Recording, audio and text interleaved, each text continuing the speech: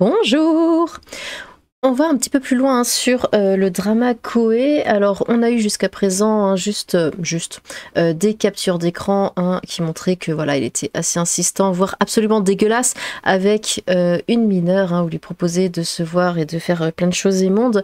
Aujourd'hui, on a des plaintes pour Niol. Alors, la fille s'appelle Julie, je ne sais pas si c'est la même Ju qui a justement posté ses captures d'écran. Bon, l'animateur Koé visé par une plainte pour Niol, donc on va voir cet article. Ensuite on aura une vidéo, je vais voir si je peux la passer, si YouTube accepte, sinon je vais devoir la couper. Et Koé s'est exprimé sur Twitter, on va regarder ça tout à l'heure. Alors, une jeune femme a porté plainte contre Koé qu'elle accuse de l'avoir obligée à des fellations il y a 8 ans. Et l'an dernier... Donc, une fois il y a 8 ans, une fois l'an dernier, donc elle a comme revu, bon, elle aurait décidé de judiciariser l'affaire après avoir reçu d'autres témoignages de femmes. Sa publication accusatrice sur les réseaux sociaux il y a quelques jours avait été énormément commentée. Donc, ouais, alors c'est bien elle qui a mis ses captures d'écran, mais elle n'a pas parlé de ça du coup. Elle avait même débouché sur une plainte de Sébastien Koé vendredi dernier. Mais, attendez, elle a mis une capture d'écran... qui disait que, il lui disait ouais, est-ce que t'es sur Paris, elle disait non, et il disait ah c'est dommage parce que j'aimerais bien que tu me snusses, gna. Mais du coup elle est allée le faire. Enfin bon bref. Une femme a déposé plainte pour Niol à l'encontre de l'animateur de radio auprès de la gendarmerie de Saint-Laurent-sur-Saône, annonce dans un communiqué le parquet de Bourg-en-Bresse confirmant une information de l'OBS. La jeune femme qui avait publié son message sur X sous le pseudo Julie on Air dénonce des faits qui auraient été commis entre 2014 alors que la victime était mineure et 2022 à Paris et en Suisse, détaille la procureure de la République de Bourg-en-Bresse qui étudie actuellement la plainte et n'a pas encore pris de décision sur son orientation. Face à ces accusations, l'animateur de Énergie très en vogue dans les années 2000 avait annoncé avoir saisi la justice pour harcèlement moral commis par l'utilisation d'un service de communication au public en ligne, annonçait-il, enlève-toi toi, sur X. Ce mardi, il diffuse sur cette même plateforme un communiqué de son avocat, Simon Clémenceau, donc nous le verrons tout à l'heure, dans lequel ce dernier indique que Koé a immédiatement donné instruction à son conseil de déposer plainte en dénonciation calomnieuse contre l'auteur de ces graves accusations infondées. La jeune femme, secrétaire médicale, est aujourd'hui âgée de 25 ans, a raconté avoir rencontré l'animateur alors qu'elle n'avait que 15 ans après avoir gagné un concours pour aller à Disneyland Paris avec lui et son équipe de Énergie. Lors de cette première rencontre, il l'aurait invité avec des proches à venir le voir en Suisse un mois plus tard pour assister à un mix à Genève. Passionnée de radio, celle-ci affirme avoir alors été invitée à monter dans la chambre d'hôtel de l'animateur pour lui faire écouter une maquette pendant que celui-ci se préparait pour la soirée. Il s'est assis à côté de moi, il a enlevé le bouton de son pantalon et l'a baissé légèrement de quelques centimètres en sortant son texte.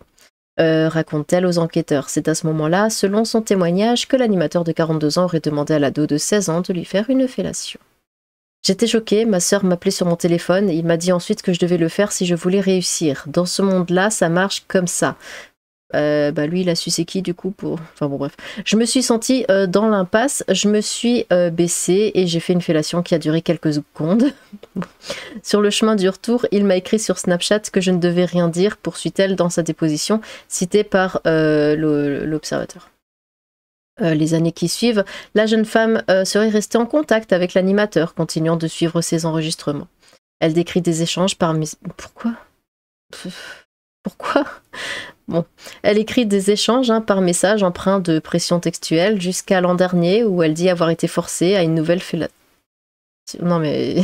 Oh, j'en ai marre. J'en ai marre parce que je passe toujours pour vraiment la pire, pour la pire des pestes, pour une raclure, mais... Pour... J'ai pas envie de le dire. Non, je vais pas le dire. Si, tu cherches. Franchement, tu cherches, Julie. Non, le mec, il t'a déjà forcé une fois. Pourquoi tu continues de le suivre et pourquoi tu retournes le voir? Mais tu le... Enfin... Dans un parking. Bon, bref. Un deuxième choc qui l'a plongée dans une dépression dans laquelle elle aurait tenté de mettre fin à ses jours à 2 reprises. Mais en plus, si ça te met dans des états pareils, pourquoi t'y vas? Pourquoi t'y retournes? Pourquoi tu gardes le contact avec lui? Alors je veux bien que tu veux faire de la radio, mais quand même, si ça te met dans un état proche de la dépression et de vouloir mettre fin à tes jours, enfin non, tu fais pas ça. Ouais, excusez-moi, on va me dire oui, mais tu sais pas comment ça se passe dans sa tête, tu sais, il y a des gens, gna gna gna. Oui, je sais, je sais. Si elle décide de s'exprimer aujourd'hui, c'est selon elle suite au témoignage d'autres femmes dénonçant le comportement de l'animateur. Des anciennes stagiaires, collègues ou même fans qui ont pris la parole après l'onde de choc propagée par son témoignage. L'Obs dit avoir recueilli 6 témoignages accusateurs d'autres femmes majeures au moment des faits qui gardent leur anonymat par peur car Sébastien Coé, 51 ans, est trop connu, puissant. Si l'animateur n'a pas répondu aux sollicitations de nos confrères ni à celles du Parisien, le groupe Énergie prend acte de la saisine des autorités judiciaires par Sébastien Coé et reste attentif aux suites qui seront données. Le groupe Énergie, garant de sa charte éthique, réaffirme son attachement au strict respect des droits de personne. Je suis profondément choquée par les accusations portées contre moi ici. Ces allégations sont totalement fausses, montées de toutes pièces et diffamatoires. J'ai immédiatement déposé plainte. Je fais entièrement confiance à la police pour dire la vérité des faits. Je prendrai blablabla. Bon, on le verra tout à l'heure. Celui qui a déjà été rappelé à l'ordre pour des propos choquants. Énergie a été condamné par le CSA en 2017 à une amende d'1 million d'euros pour des insultes et des propos dégradants. C'était dit vendredi avant la plainte. Profondément choqué par les accusations portées contre moi ici sur X. Ces allégations sont totalement fausses, montées de toutes pièces et diffamatoires. J'ai immédiatement déposé plainte. Je fais entièrement confiance à la police pour dire la vérité des faits. Je prendrai toutes les mesures nécessaires pour que la vérité éclate, écrivait-il sur son compte. Eh bien, alors nous allons voir ici. Alors bon, là c'est la vidéo. Écoutez, je sais pas si je vais pouvoir la passer, si YouTube va m'engueuler ou pas. Dans le pire des cas, de toute façon, vous avez le lien dans la description. On y va. Alors attendez le son, tac. Donc il me dit, il faut que tu viennes, absolument, je suis à Genève, sachant qu'il savait très bien que j'habitais pas très loin en fait. Je suis né en septembre, donc j'avais 16 ans.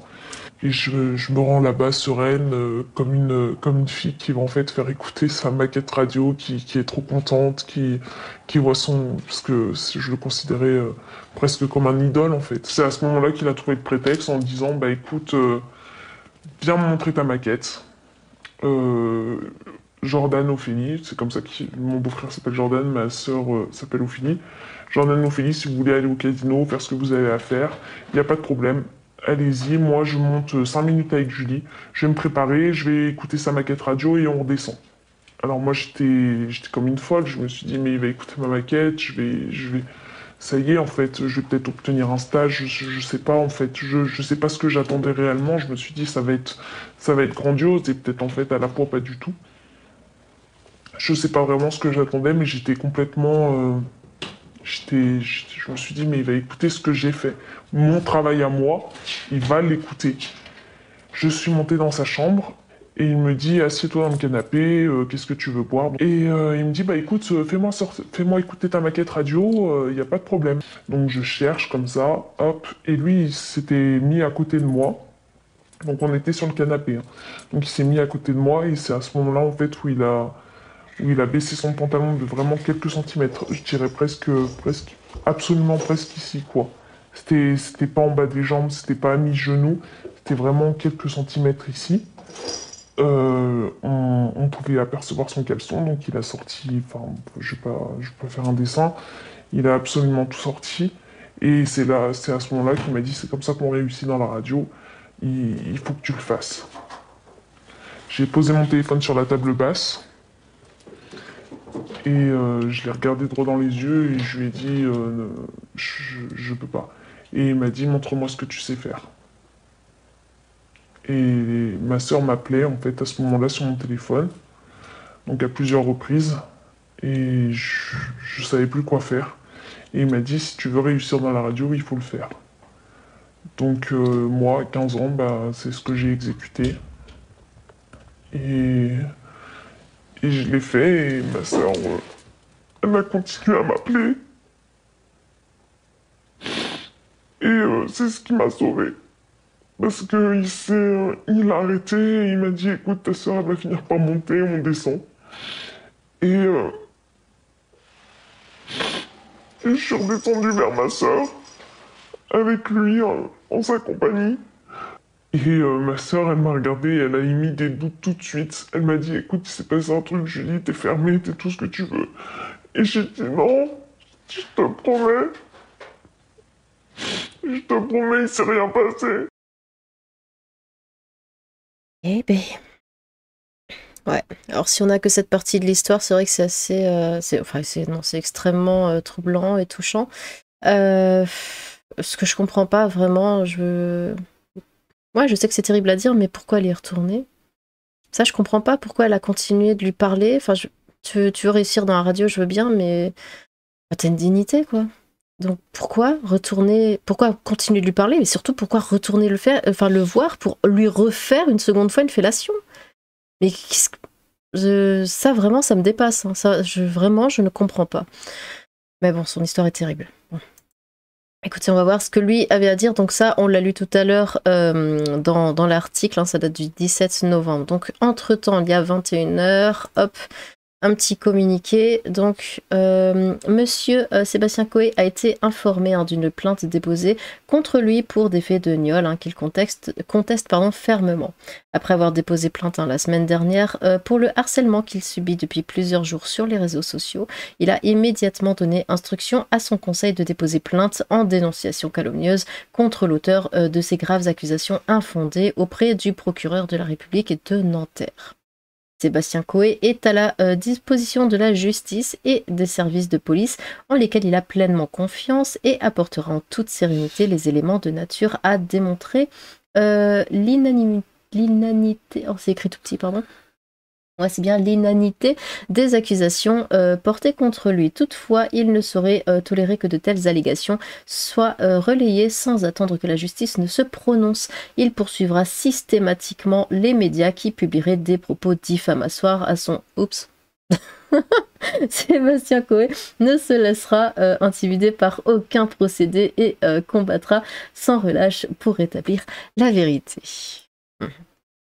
Bref, on continue. Je ne prendrai pas l'antenne aujourd'hui, donc ça il l'a posté il y a 1 heure. Hein. Nous sommes le 22 novembre. Je ne prendrai pas l'antenne aujourd'hui en accord avec Énergie. Je suis éprouvée par les accusations non seulement ignominieuses, mais surtout mensongères qui sont portées contre moi. J'ai les preuves de mon innocence. Mes avocats vont en saisir le parquet de Nanterre. Je me battrai contre cette lamentable entreprise de déstabilisation. Prenez soin de vous, je vous aime fort. Ah bah ça quand même, ça m'intrigue. Parce que lui, il a l'air vraiment de se battre contre ce qui est dit. Il dit qu'il a les preuves, il a l'air vraiment sûr de lui. Donc, j'ai quand même hâte de savoir ce que ça va donner. Est-ce que ça peut être du bluff, évidemment que ça peut être du bluff. Mais bon, mais elle aussi, Julie, de son côté, elle a aussi porté plainte finalement, elle l'a fait. Bah écoutez, nous verrons. On va s'arrêter là, pour l'instant c'est tout ce qu'il y a à peu près, bon ça tourne beaucoup en rond. J'avais entendu qu'il y avait déjà plusieurs filles qui avaient porté plainte, tout ça, mais j'ai rien trouvé réellement sur... Enfin voilà, c'est que des gens qui disent ouais, il y a d'autres filles qui ont porté plainte, mais j'ai rien trouvé d'intéressant pour la vidéo. Dites-moi ce que vous en pensez, vu la tournure des choses. Bon, n'hésitez pas à vous exprimer dans les commentaires, j'ai hâte de vous lire. Sur ce, tchou!